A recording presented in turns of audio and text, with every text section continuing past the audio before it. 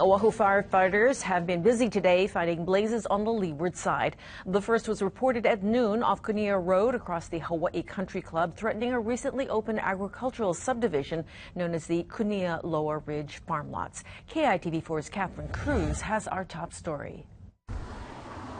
The Kunia fire could be seen for miles as it raced up the mountainside. Farmers living in the neighboring communities alerted the farm manager, who in turn called the fire department.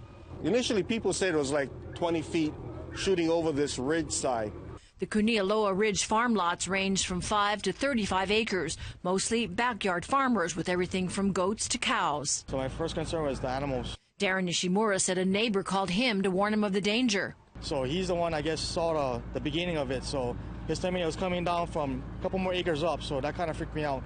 So he mainly was watching my dogs because he has dogs, I have dogs, he has goats and animals. The fire department helicopter did what it could with water drops, while units on the ground fought it from the ridgeline. City crews were helped by the Navy federal firefighters and U.S. Army, since the fear was the blaze might spread to Schofield. Fortunately, firefighters were able to contain the blaze. As you can see, it stopped just yards away from the locked kennels where the dogs were kept. Farmers further down in the ravine worried for their livestock and were prepared to move them out to safety. We have some pigs and some chickens and our dogs, and we were really worried because it's so close to the fires.